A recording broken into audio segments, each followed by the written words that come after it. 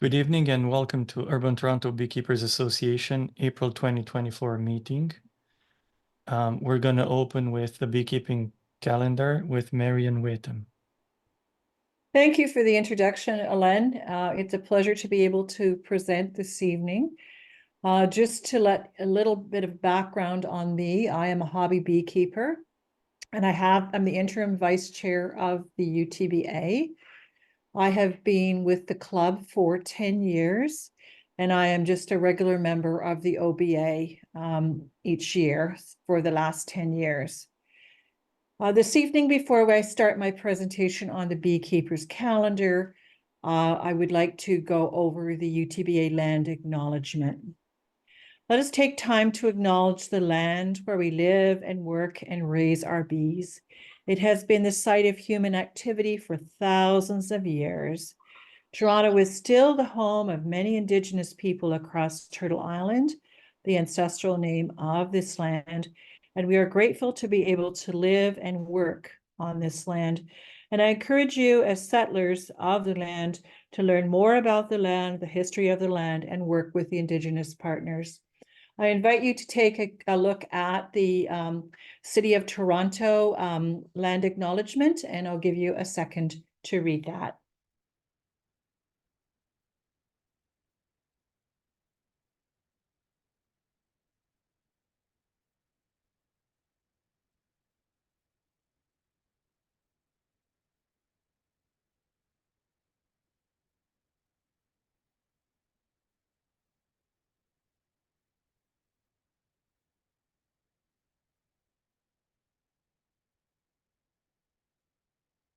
Now to go on to the beekeeper's calendar, a little background history here too.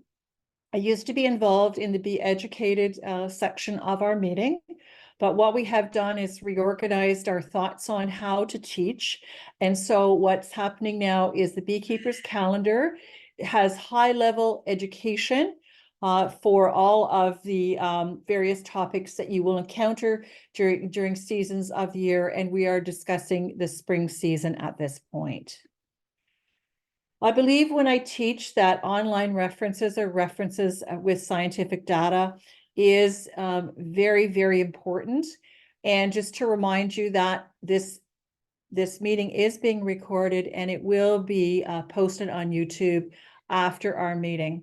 So lots of good information from our Ontario Beekeepers Association, early spring management, about spring checklists, and about what you need to know about antibiotics if you choose to treat for American Foulbrood, and also spring colony management.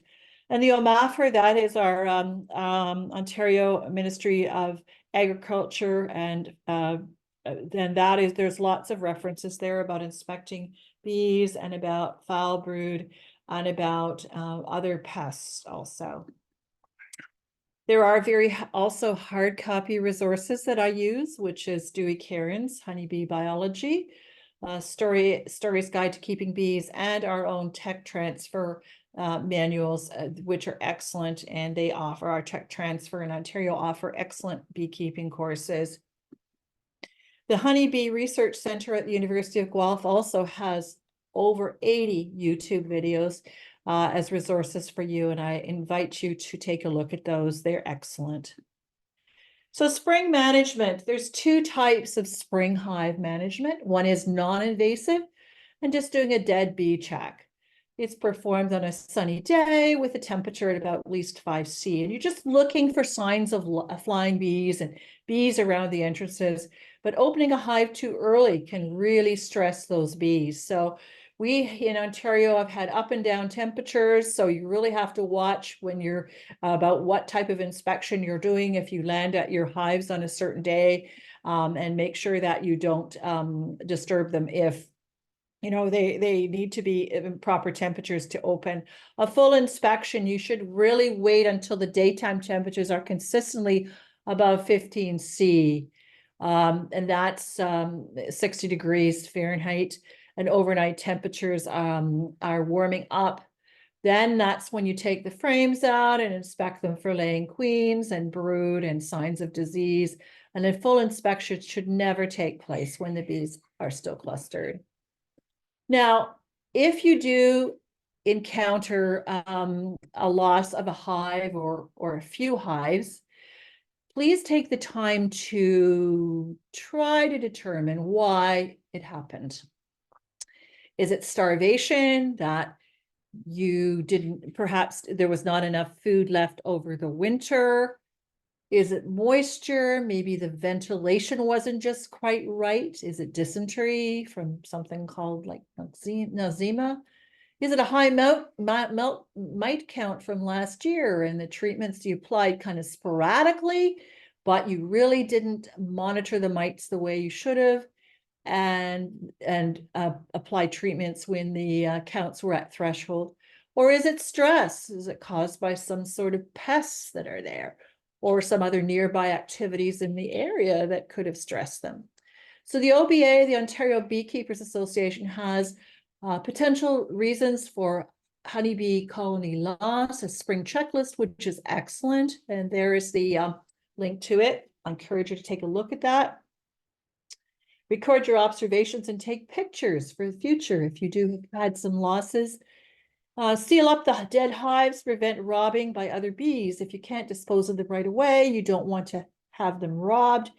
And when disposing of the hive debris, be sure to carefully place it in sealed garbage bags to avoid biosecurity issues. Spring management. But if you do have losses, it doesn't mean that you failed. Even the most experienced hobby and commercial beekeepers have losses at times. So mites are who carry the vectors of disease are at the top of the list for hive loss. This year, make a plan to monitor your mite counts on a regular schedule and treat mites if the levels are above the thresholds, edges of the threshold each time, and add new fresh foundation to the center of it when you need it. It's extremely important to remember that the more bees you have, there'll also be more mites. And one particular thing that you should keep in mind for the summer is pay particular attention to the mite load around the beginning of August. And if it is above threshold, and I'm going to show you what the thresholds are in a minute, again, remind you of them, then please treat before the queen starts to lay the winter bees. Varroa mites, that's their name, but they're also called Varroa destructor. And Varroa mites are that external parasite of the honeybee. It weakens the bees and causes physical damage and transmits a variety of pathogen viruses. One example is deformed wing virus, but there's many others. It's important to manage and suppress the mites in the honeybee colonies throughout the beekeeping season. And generally, if the mite infestations are not effectively managed, they will eventually result in the death of the honeybee itself. Scientific research has demonstrated that inadequate mite control is the primary cause of winter mortality in Ontario. Do mite counts and treat as guidelines, record the results for future reference. Remember to rotate the type of cycle out of the old brood comb and also to alternate treatments so that the mites do not become resistant to one type of treatment. Just a reminder about spring mite counts, they are extremely low. So for 100 bees, 2 mites if you're doing alcohol wash. In the fall, it's 3. In the spring, if you're doing sticky board, 9 per day. And in the fall, 12, a little bit more generous. So a couple of other things. I could have chosen so many other diseases, but I just chose 4 to talk about briefly and encourage you to read about them, especially American Foulbrood, how to prevent it and how to manage it by MAFRA. You really need to learn to recognize the signs and symptoms of American Foulbrood, a hive disease that by law must be reported to the provincial apiary inspector. Hives with confirmed AFB must be burnt to prevent the spread. And in Ontario, we have to decide if we want to preventively proactively apply the Oxytat antibiotic for AFB. More information on how to obtain it, we talked about that last month, and also the vets that do, you get it through a vet now. You can't get it through a farm store anymore. The vets that carry that. And the treatment, if you do treat, it must be finished 4 weeks before you put the supers on to prevent contamination of the honey. European Foulbrood, we did see some of that popping up in some areas last year, and there was a bulletin from OMAFRA about it. It occurs when colonies are stressed or starved, and the larvae become very vulnerable within the first 48 hours of life.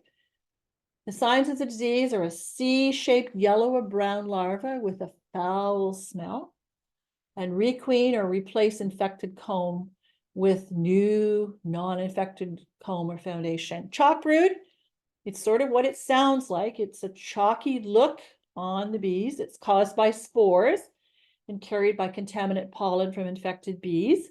And there's no cure for this. And there's again, the Ontario Beekeepers Association has very, very good information on its website about all of these diseases.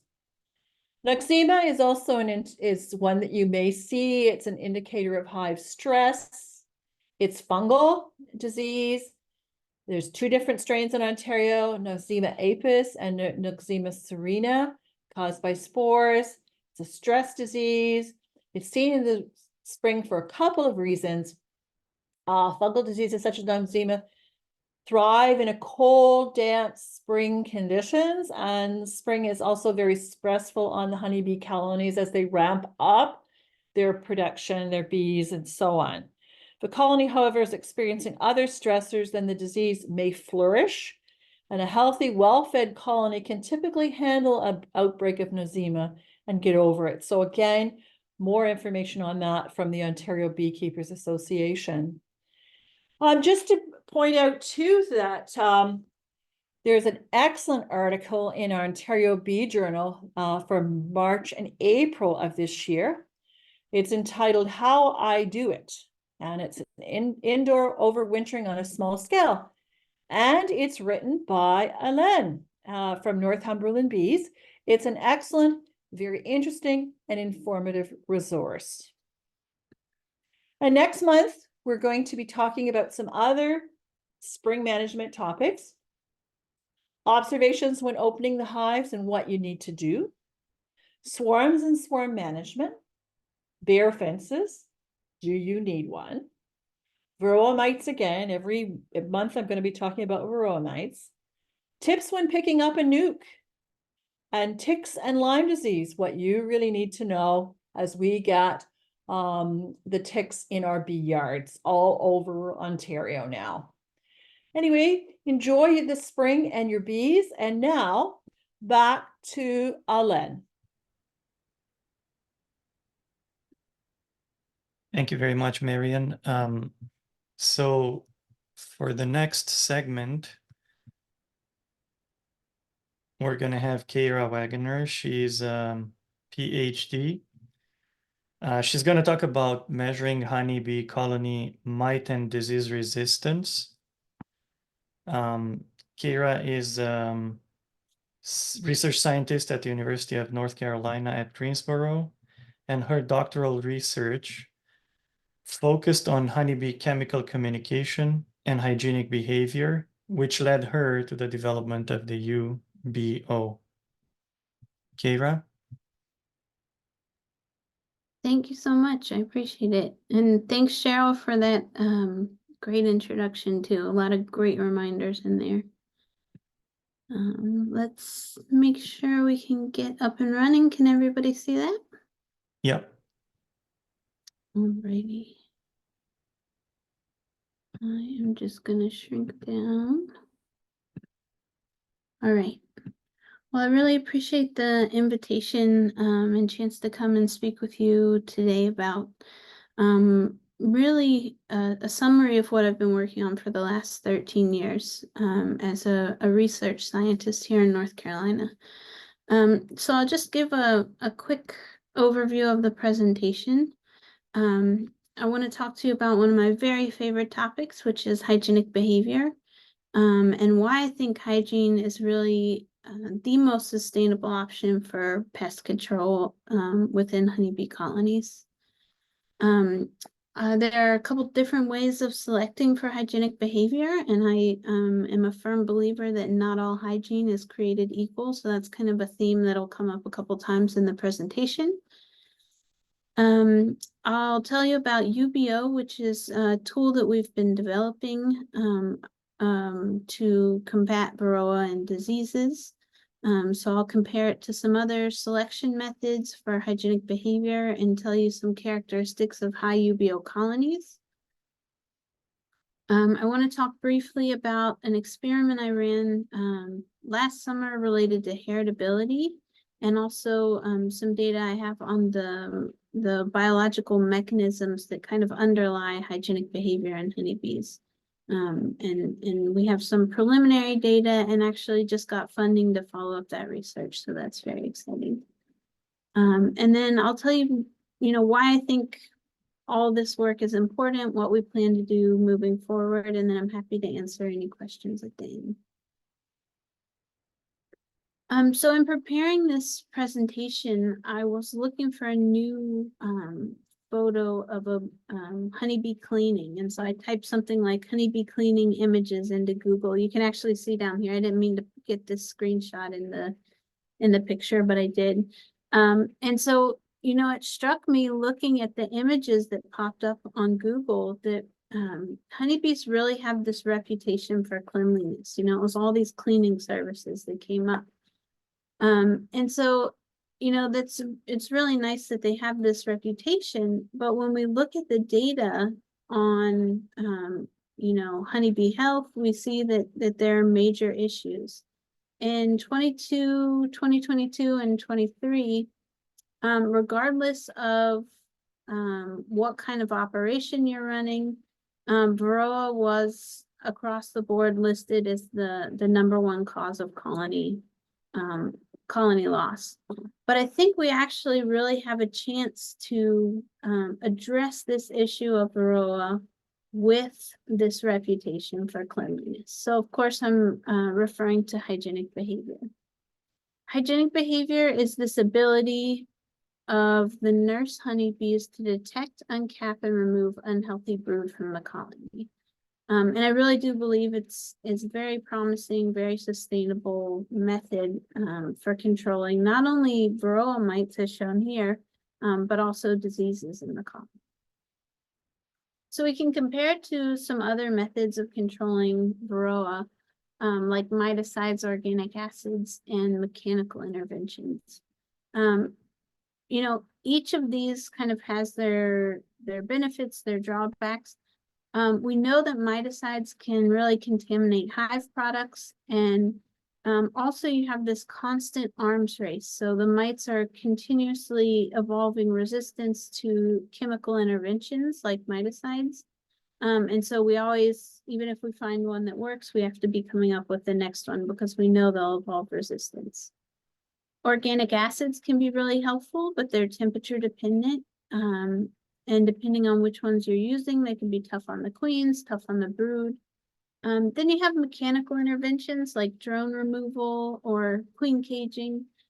These can be really helpful, but they can be labor intensive. So I have here a picture of a tired beekeeper. They can be really labor intensive for the beekeeper. And with hygienic behavior, we don't have to worry about mites evolving resistance. They're really not, hygienic behavior is not tough on queens at all. And it's really only tough on the brood that you want it to be. So the brood that's infested with mites or has a high virus load, for example. And then one thing I really like about it is it doesn't have to be labor intensive. So with hygienic behavior, once you have that trait in your colony, the bees are the ones doing the work. And it's preventative rather than reactive. So at the colony level, if you are preventing the spread of Varroa through hygienic behavior, you're also preventing the buildup of Varroa and thus the movement and the spread of viruses throughout your colony. So you can really tackle those Varroa early in the season and prevent that spread of Varroa and viruses throughout the warm weather. Now, I mentioned before that not all hygiene is created equal, and I think this is especially true when it comes to Varroa. So pretty consistently in the literature and in research, we see that hygienic behavior is effective against things like Chalkbrood and American Foulbrood. And if you take a look at the quality of this brood, you can see it's dead, it's really gross. So it's easy to understand how hygienic bees can kind of more easily detect these problems in the hive. But with Varroa, it's not always the case. We sometimes see evidence that hygiene is effective against Varroa and sometimes not. And so I'll kind of come back to that in a minute. But first I want to just talk about a few of the selection methods that are used frequently for selection of hygiene.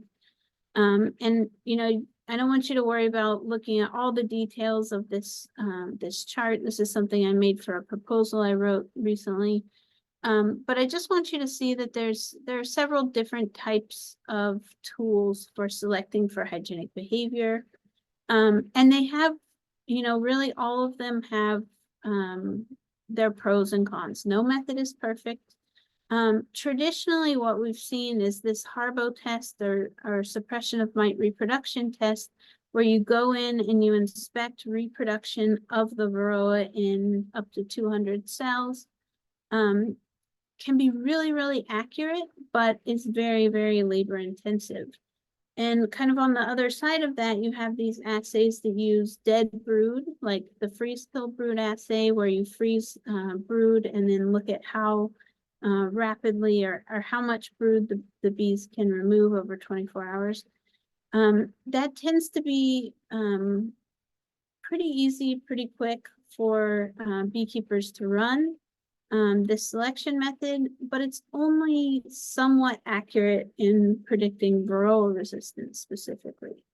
And so in creating this new tool, UBeeO, one of the things I really wanted to do was kind of eliminate that trade-off between how accurate it was and how easy it was to use, how quickly you could perform the test.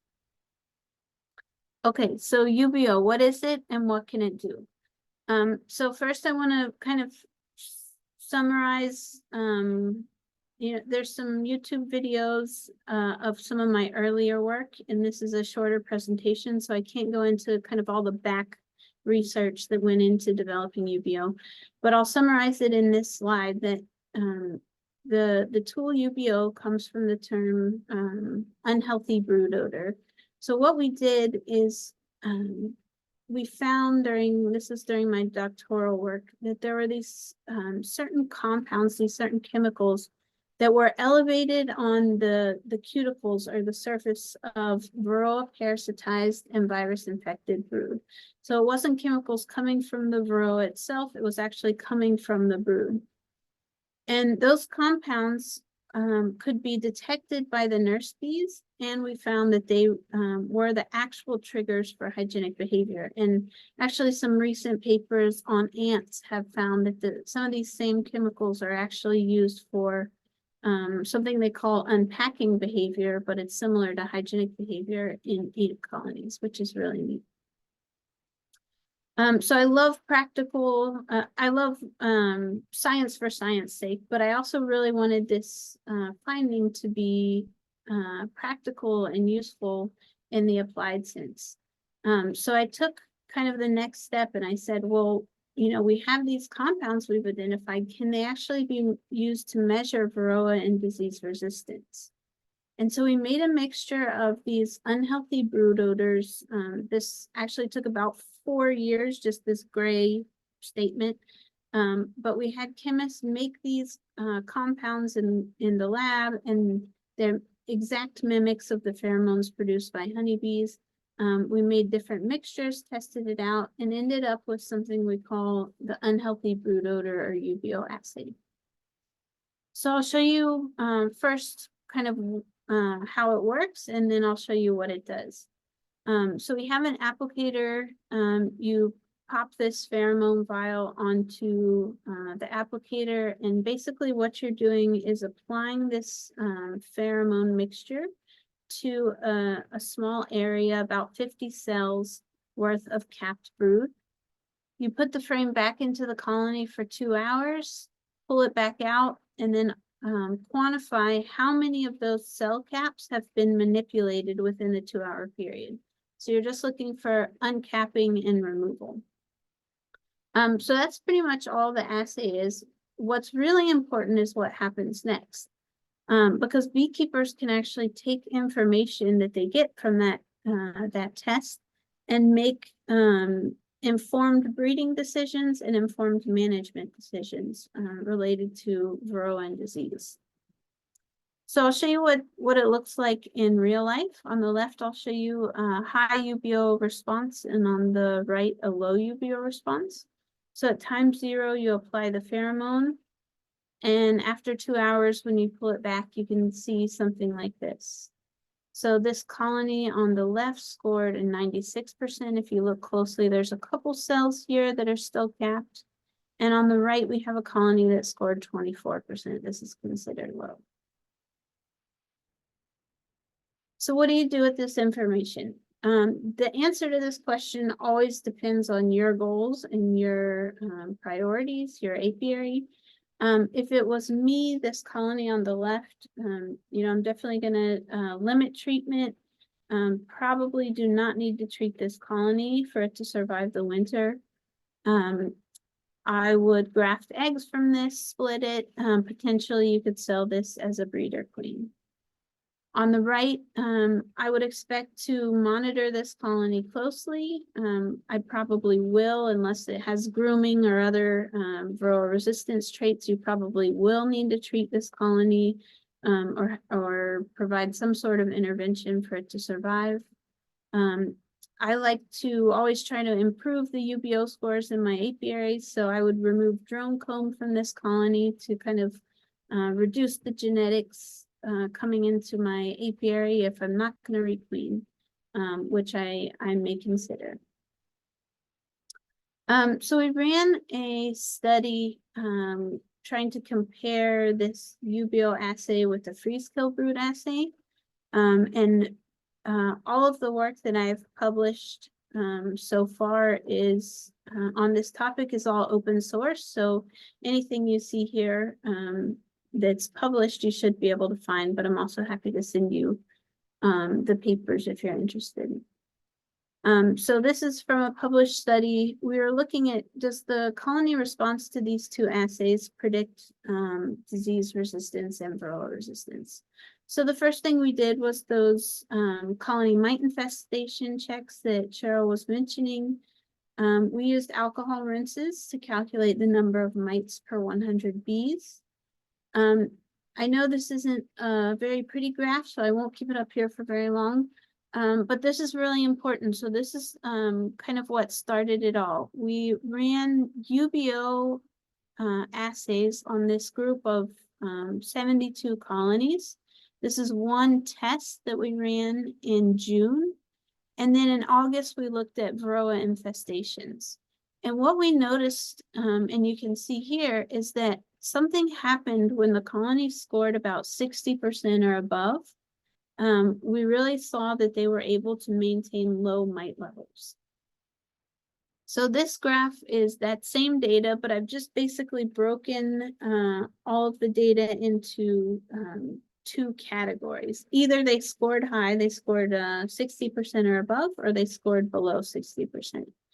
And so now you can see the average mite infestation for the high UBeeO colonies was 1.6 compared to 7.2 in the low UBeeO colonies. And one of the really exciting things about that finding was it showed that the UBeeO assay can really help differentiate the colonies that fall above and below that treatment threshold, which we usually hear is somewhere between 2 to 3% infestation in August. And so the colonies that scored high on UBeeO fell below that treatment threshold in August. The same 72 colonies were tested using the freeze-kill-brood assay. We did find that those that scored high in freeze-kill-brood, high is considered 95% or greater removal in 24 hours. And we found that colonies that scored high on that assay did have lower mite loads, but it wasn't quite as clear that those colonies fell below the treatment threshold. And again, I think that's why we get some of those variable results when it comes to hygiene.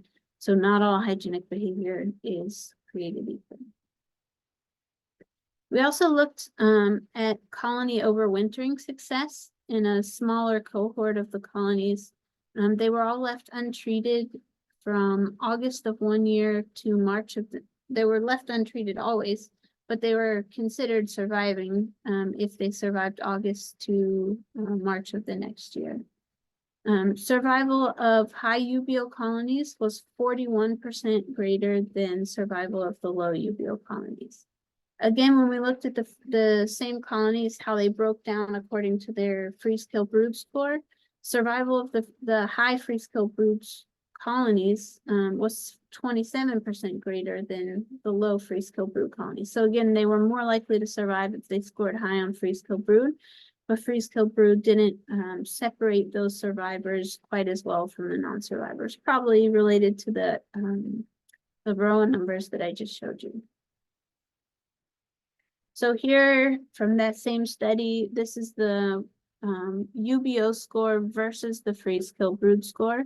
And you can see they're positively correlated. So if you score high on one test, you're more likely to score high on the other. But that wasn't always the case. So we had some instances where they scored high on UBeeO, but not freeze-kill-brood. And sometimes they would score high on freeze-kill-brood, but not UBeeO. But when we looked at those four categories and compared them to the mite loads, again, what we saw is if they scored high on UBeeO, regardless of how they scored on freeze-kill-brood, they had lower mite numbers. In contrast, if they scored high on freeze-kill-brood, they had, regardless of their score on freeze-kill-brood, if they scored low on UBeeO, they had higher mite numbers. So the two assays are similar, they're positively correlated, but they're not the same.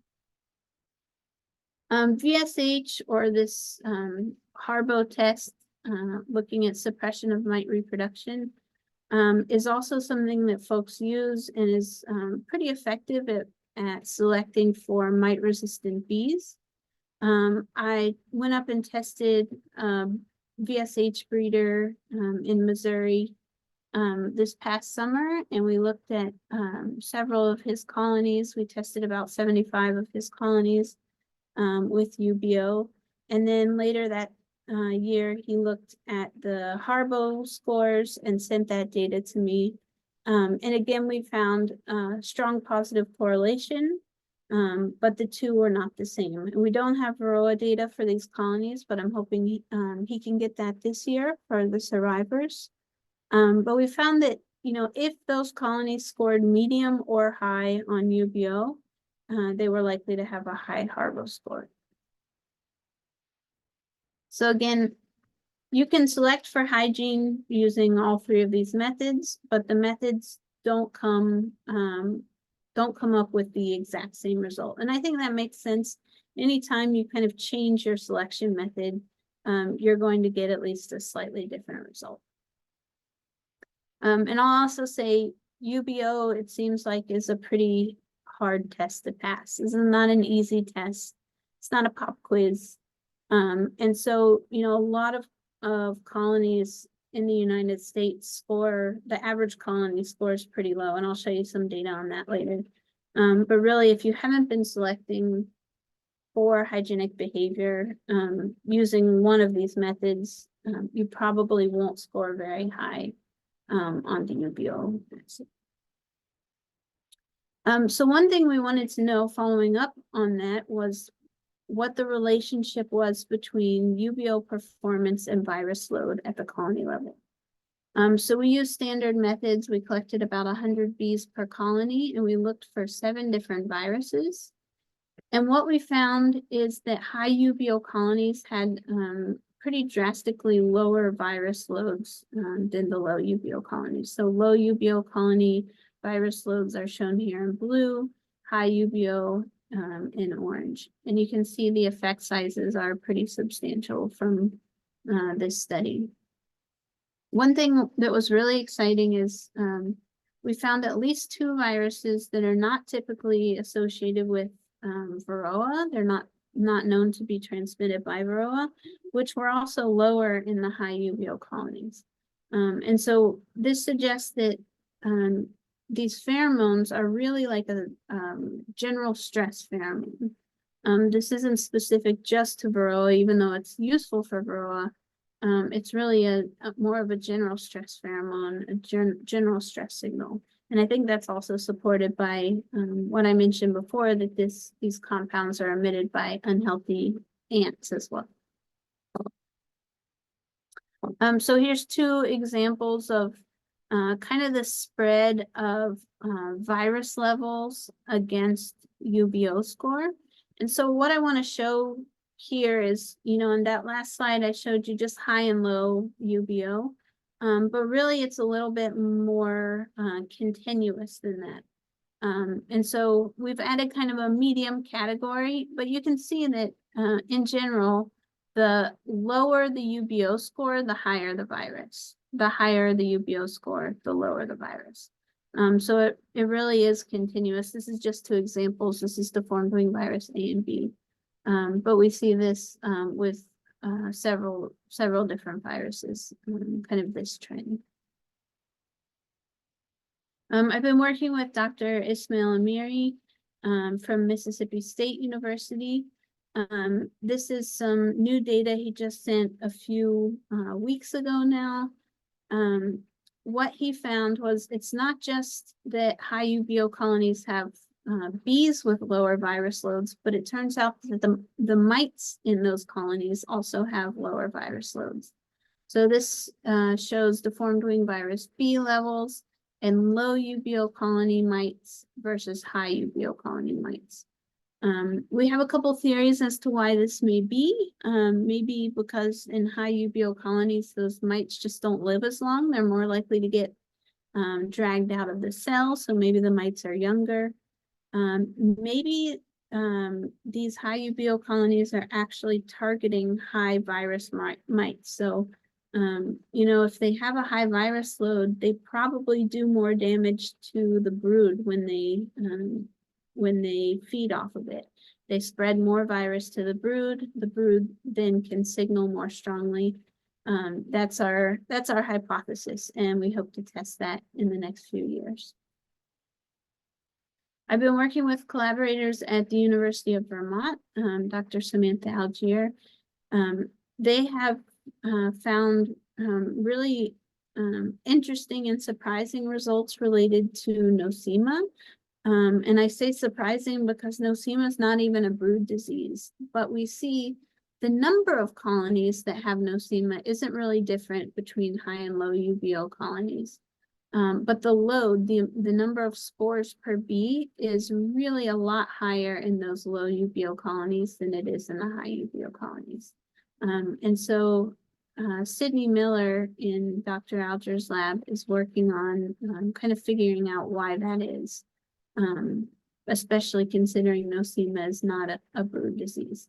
Maybe hygienic bees actually also target unhealthy adults, or maybe they just have stronger immune systems. They don't have as much virus in their bodies or other diseases. So when Nosema does come around, they're better able to fight it off. We don't know, but we're looking forward to exploring that more.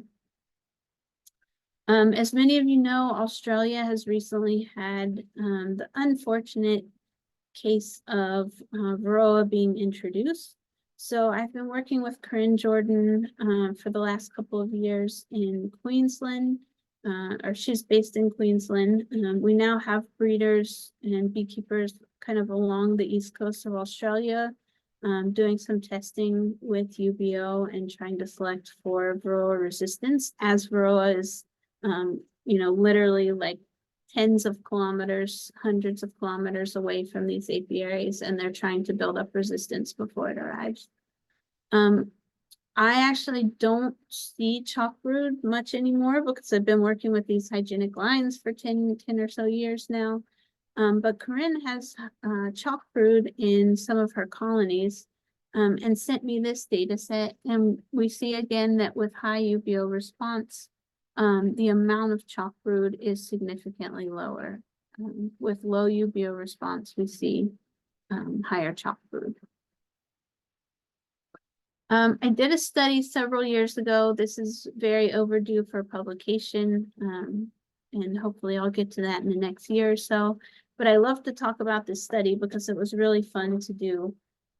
If you remember back from like high school biology, learning about Pavlov, and he did an experiment where he taught, it's called classical conditioning. He taught the dog, who would typically salivate when he brought him his food, to associate the sound of a bell with receiving his food. And by making that association, Pavlov was able to get the dog to salivate in response to the bell without there ever having to be food present.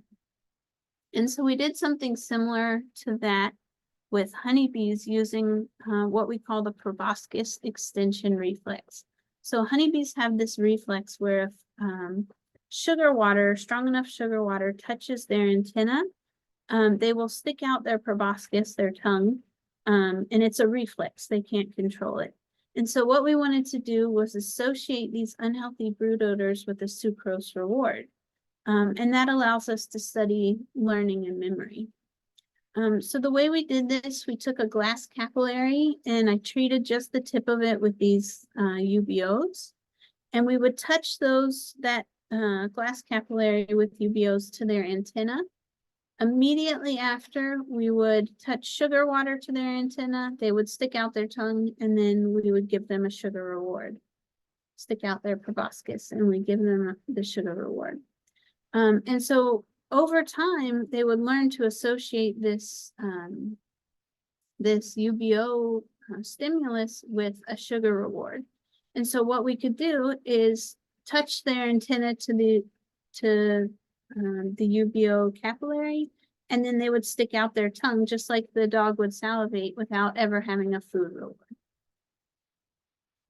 What we found was that colony UBeeO score had no effect on how quickly they would learn this association or how well they remembered the association after 2 hours. But what we did see is 24 hours later, the bees from high UBeeO colonies were better able to remember this association of unhealthy brood odors. And so they performed more of these responses, sticking out their tongue in response to the unhealthy brood odor stimulus. So very fun experiment to run.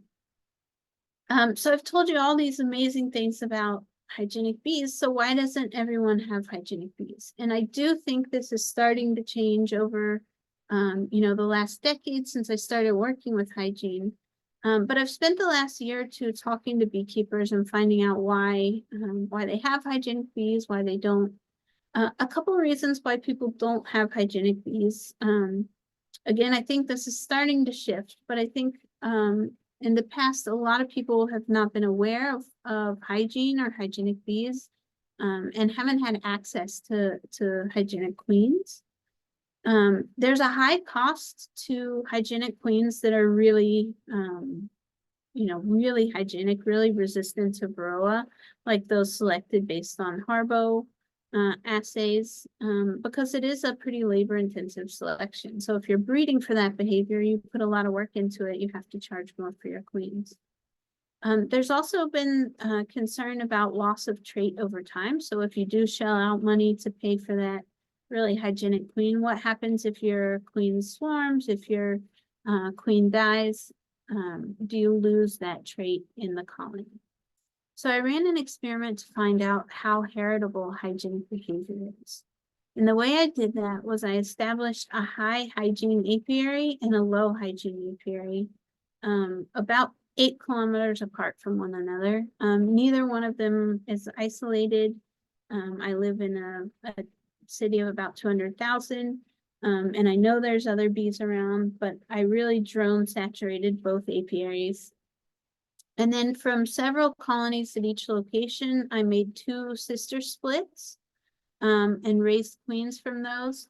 And then I moved one of those daughter queens to the other apiary for mating. So what I ended up with was essentially 4 different types of nukes. I had, you know, every combination of mother's hygienic origin, high or low, and mating apiary, high or low. So the worst case scenario would be they came from a mother with a low hygienic level and the daughter mated in the low hygiene apiary. Then we had low, high, low, and best of both worlds. Both mother and mates were high hygiene. We waited for those queens to start laying. We waited about 7 weeks after they emerged. You really have to wait to let those hygienic daughters, the offspring of this queen, not only be born and emerge, but also age into hygienic behavior, which is thought to occur around 2 to 3 weeks of age. So about 7 weeks after queen emergence, we tested those colonies with UBeeO. And what we found was both the hygiene score of the mother and the mating yard seemed to have a strong effect. But really, it seems like the high hygienic mother had the biggest influence. And again, our mating yards were not isolated, so you may see a much stronger effect of drones if you're using instrumental insemination or you have isolated mating yards. But we saw that those individuals, those daughters from high hygienic mothers, had the highest scores themselves. But in both cases, if they had the same type of mother, those that mated in the high apiary, high hygiene apiary, did better than those that mated in the low hygiene apiary. Another thing I've heard from beekeepers is that they have experienced or heard about poor performing hygienic queens. And going back to this graph, I think we know why that is. Because even in the best of both worlds, you have the high hygienic mother, the high hygienic mates. We saw really a lot of variability. The lowest score here was below a 40%. And actually this variability did shrink as we retested about 10 weeks later. So maybe we needed a little more time to get enough hygienic workers in the hive. But I really think that has a lot to do with hygienic bees being sold, hygienic or queens being sold as hygienic that aren't really hygienic.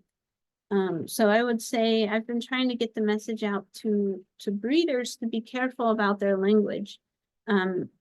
If you're selling daughters of a hygienic queen, I think it's important to say that rather than that you're selling hygienic queens, because if you haven't tested that queen, you don't actually know if she is hygienic, unless you have, you know, a really controlled mating situation.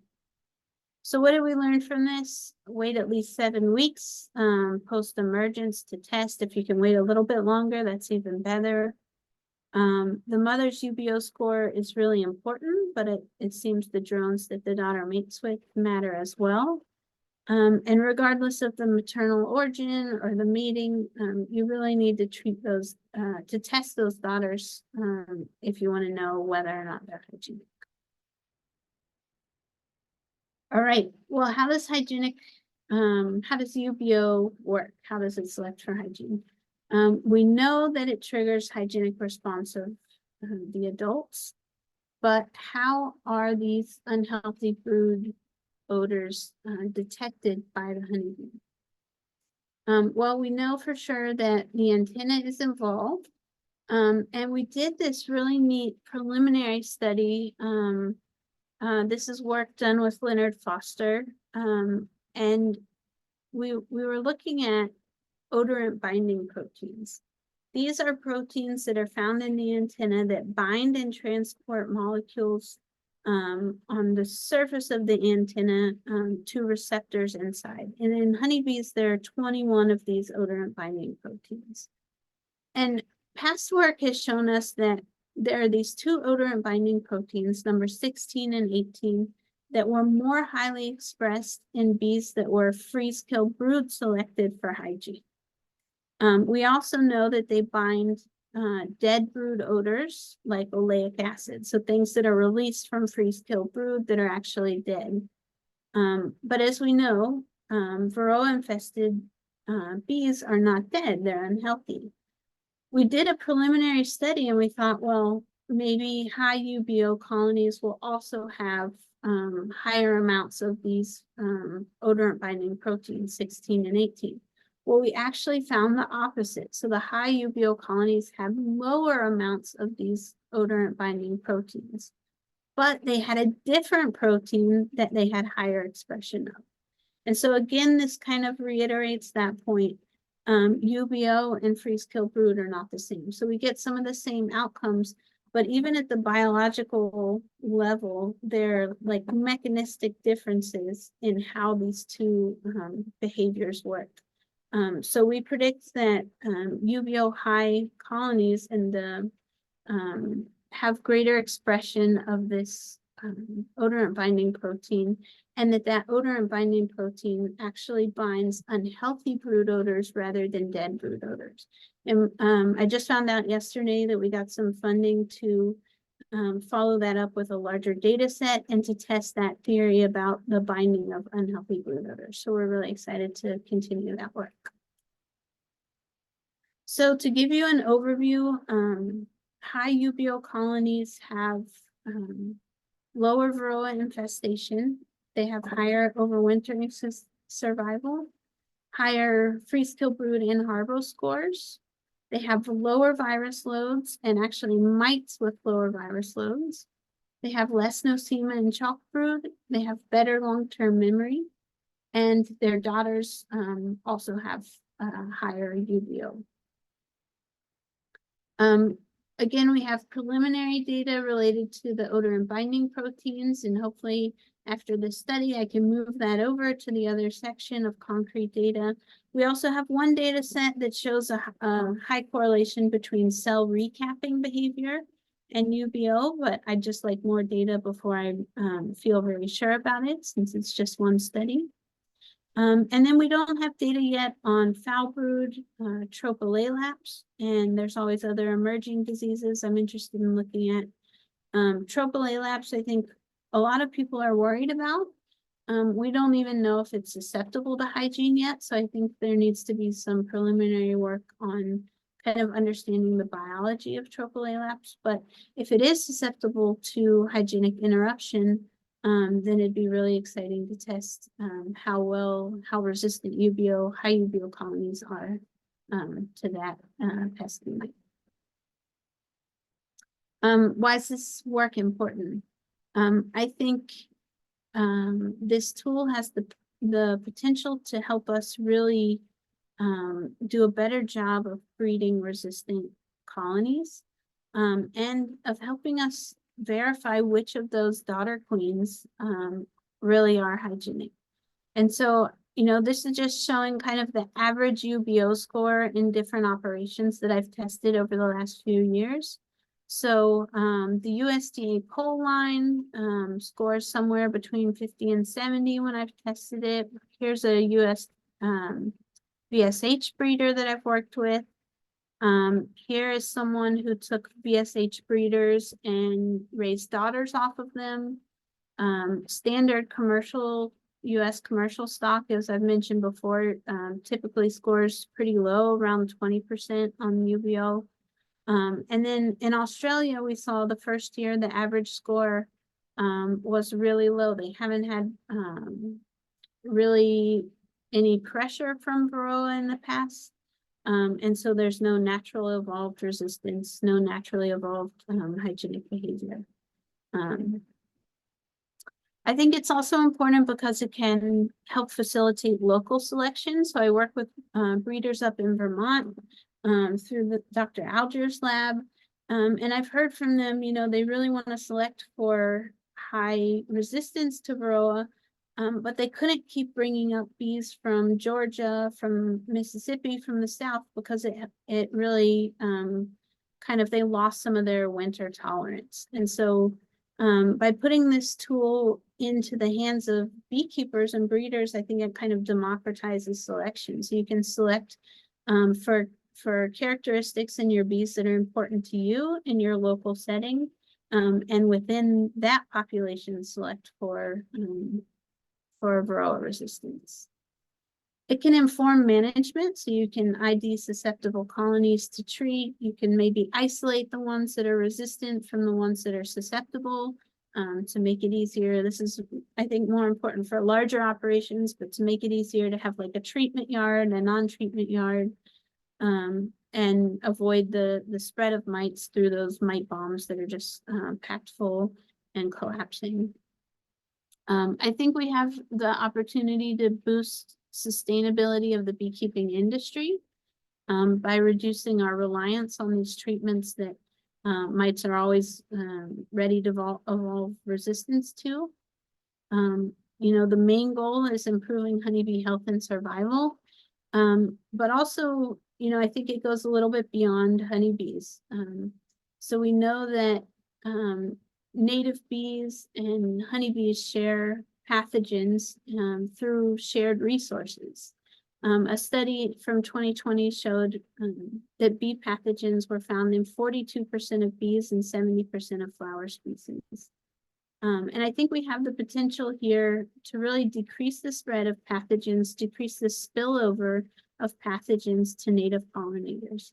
And I think as beekeepers, we have the responsibility to control disease in our colonies, because that can have big impacts on the native pollinators around our apiaries.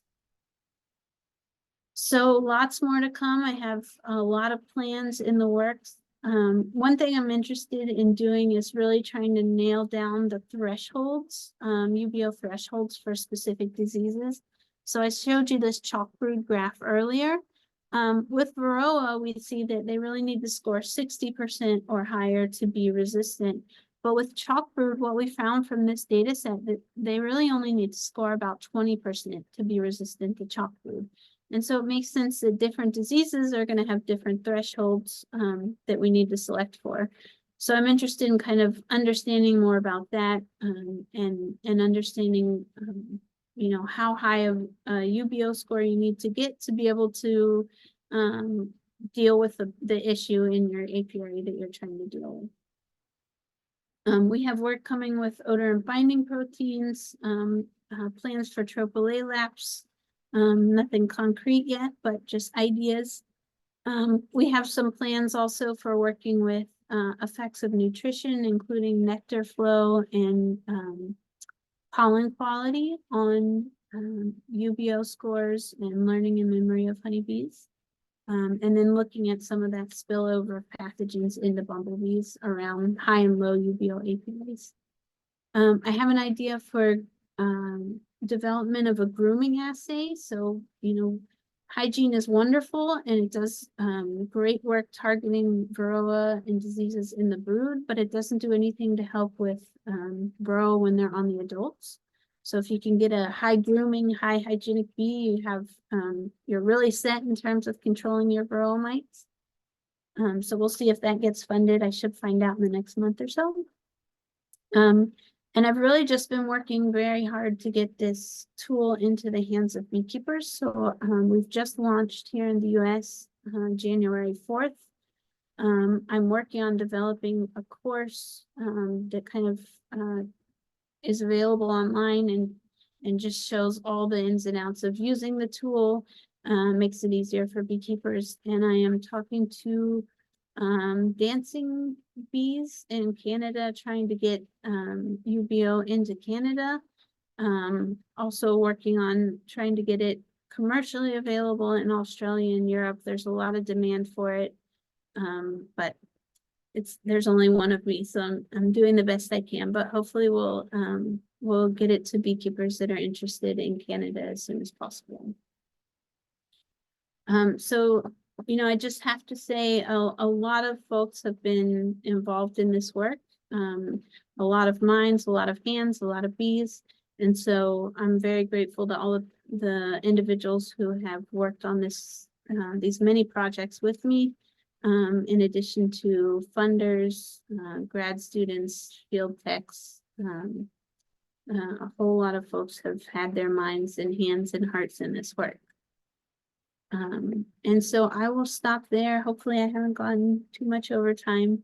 And I'm happy to answer any questions. I also put the website up here. There's more information there if anybody's interested. Okay, I'll read a few of the questions from the chat. Sure. The first one is, what is the likelihood that UBeeO will be available in Ontario anytime soon, considering that it used to contain or it contains some materials that aren't usually allowed to cross the border? So it should be allowed to cross the border. We just have shipping is a complication. So essentially UBeeO contains the solvent hexane. Hexane is a very small hydrocarbon. So the pheromones are hydrocarbons that are present on the honeybees. They're larger hydrocarbons. And then basically to dissolve those and be able to deliver them to the test area, we have to dissolve it in hexane, which when you spray it onto the capped brood, it evaporates. It's very volatile, so it evaporates in a matter of seconds. But that high volatility makes it also flammable. So we have to just be careful about how we ship it. As I mentioned, I'm talking to Dancing Bee about doing some distribution of UBeeO in Canada. We'll probably start small. There'll be a limited amount, kind of testing the import-export process. But hopefully this season, there'll be a limited amount there. The next question is, do high hygienic hives tend to be more aggressive? Is that is that certain that if it's high hygienic, it will be aggressive? Not at all. Yeah, I've heard that rumor. What from my understanding is that when you cross two very genetically different lines of bees, a lot of times you get more aggression in that first generation. And so I think maybe folks have gotten the idea from that hygienic bees are more aggressive, but I have had lots of hygienic bees and I've never seen any kind of trend. If I have I like to call them defensive. If I have a defensive colony, they're not going to stay very long in my apiary, regardless of their hygienic score. So, no, I definitely haven't seen that association. Thank you. And the next question is, how many UBeeO tests would you recommend completing before the user can confirm they have an accurate test results? Like, would you test it with UBeeO once or multiple times? Yeah, A colony. so the data that I showed was from a single test in June for each colony. So really, if you test under the right conditions, you only need to test once. Now we have seen that, you know, in the fall, if you wait here in North Carolina, August, September tests are not as accurate. They are still correlated with tests that we do from spring to midsummer. But we found that if you don't have a nectar flow on, the colony is less likely to perform hygiene in general, and so those scores go down. Now, the colony that scores highest in a dearth will probably also score highest when the nectar flows on. So you can get some indication from a late season test, but you do have to test under the right conditions. And you can do a little bit. We showed that, you know, if you feed them 1-to-1 nectar, sugar water nectar, you can kind of make up for some of that deficit, kind of artificial nectar flow. And we're planning to look at that a little bit more, but you do have to test under the right conditions, but one test should be sufficient if you do that. And the next one is, how do you make a certification or standard so that we know that we are buying truly hygienic bees? Is there an association or a list? Yeah, that's a great point, and it's something that I hope to be able to work on in the future. You know, again, you really don't know if any queen is hygienic unless you test her. And so I think one thing that you have to start relying on is the reputation of breeders. You know, you can get queens from different breeders. You can test them yourself and see which breeders' queens test the best. I'm hoping to add to our website kind of like a map where we can put different, you know, folks can upload how their queens did, that they got from different breeders. Breeders can upload their scores and kind of make an open source system for reporting. But there's not a good way to do that yet. I would say at this point, you have to do the testing yourself if you want to know for sure. We do hope to be able to offer a certification with our course, where folks that go through the course can be certified as having taken the course and knowing how to use UBeeO. But for now, that's all we have. All right. Can you go over a bit over the process of how you got to isolate those odors that they respond to, the bees respond to? Yeah, sure. So, you know, a lot was known at that time about adult bees and them having more sensitivity, olfactory sensitivity if they were hygienic. So they were better able to smell the problem cells. But we really didn't know what it was they were smelling.